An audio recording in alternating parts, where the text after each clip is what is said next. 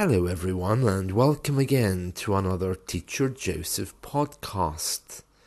Today I'd like to share with you my experience of meeting a robot in a restaurant yesterday. Here in the UK, I've never seen a robot in a restaurant. I know that across Asia, particularly in Japan and China, robots are something which are there to help people, especially with tasks like booking into a hotel or something like this. But here it's not so common. In fact, British people are a little bit uncomfortable with artificial intelligence. I'm not sure if it's because of the opinion that they are stealing our jobs, or if it's something more basic, like the number of sci-fi movies we watched as children. But whatever the reason, robots are very unusual for us. Yesterday I went to a restaurant which is called Cosmo. Cosmo in English is the shortened version of the word cosmopolitan. I think this restaurant must be very famous because I can see that they have their own cookbooks for sale and they're quite glamorous, quite nice, but reasonably priced, although the prices vary across the UK. Cosmo offers us a fusion of different types of foods. Food from India, Asia, and other places. It kind of looks like an upmarket Chinese buffet, but yet, together with pizza, Indian curry, and sushi, it's clear that it's not only Asian. Also with buffalo wings and chips, shows that it mixes well with British culture.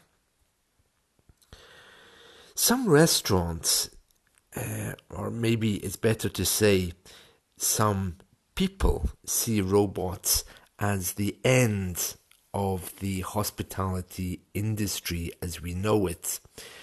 People here tend to think of robots as stealing jobs and eliminating the human and his need to work. Other people see it as simply a cost-saving revolution that could alleviate the staffing crisis. However you feel about the emergence of robots, it's already happening, though perhaps not as we might think. When I met this robot in the restaurant yesterday, it looked like a very large vacuum cleaner, and to be honest with you, when I looked at it, it was kind of shaped like a dog, and it said, "Hello, excuse me," with a very hard Asian accent. It made me smile. I wasn't threatened by it. It just looked like a little pet. It had two big eyes, or at least digital screens. And I'm not quite sure what it was doing. It had a place on its back to hold lots of plates, but I'm not clear that there was enough space for it in the restaurant. At least where I was sitting, it wouldn't get anywhere near me. But that might be because British people now, we are a little bit like American. We are of the fuller figure.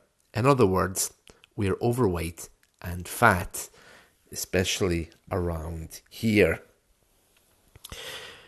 Rising labour costs, together with an industry-wide shortage of people who want to work, means that some people who own restaurants here are trying to automate their businesses.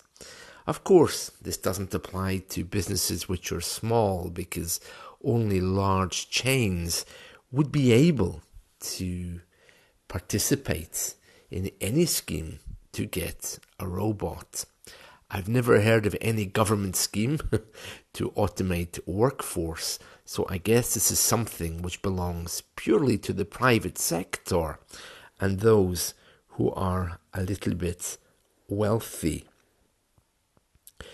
I've heard that in Boston, in America, there is a restaurant which is called Spice, but that's Spice with a Y, which makes it a little bit different because usually Spice is spelt S-P-I-C-E. But in this case, it's S-P-Y-C-E. And it's the first fast casual restaurant with a robotic kitchen.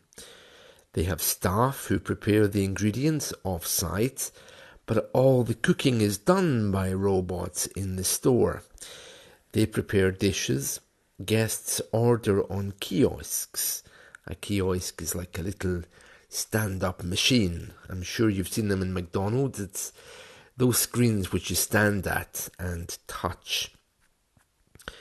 Spice has 2 human employees, as well as some security guards, and they're all there to provide customer services. I'm not sure really how I feel about that, if I'm really honest. I think it's a good idea, but I'm not sure that British people are quite ready for it. Unfortunately, there was nobody around yesterday to ask. I really would have liked to ask a Chinese person or an Asian person or an Indian person what their views are about robots and how many they have. But the people I did see, the people who were wandering around who worked there, were simply clearing tables. When I first sat down, a waitress came, but she had no need to come back because I was given a plate and told, okay, the buffet is over there, help yourself. So this little robot certainly looked like he was there for a purpose, but like I say, he was empty. Whether he was there for decoration, to advise us of the future, or whether he had some other task he had to perform, I suppose I'll never know. But one thing is for sure, I think I can expect to see more of these in the future. If you're listening to this podcast and you're from Japan, China, or anywhere in Asia, you might be accustomed to seeing robots in different places. I can honestly say that I've never seen a robot anywhere except on TV. Unless we change the definition of robot maybe to something which can't move, in which case a kiosk, a touch screen, an ATM for the bank, maybe they're all robots. But this certainly was the first thing which moves that I've ever seen, so it was quite exciting for me, and perhaps a little glimpse into the future. It reminded me of a TV show, but just at this moment I can't think what that TV show was. It might have been Buck Rogers in the 25th Century, a really bad TV show. That's all I really wanted to say about artificial intelligence.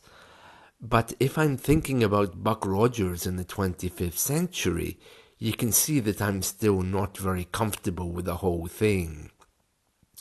So I'm sure without a shadow of a doubt that this is going to be something which I see more and more of. But I think we have to just wait and see. Thanks everyone. Talk soon. Bye bye.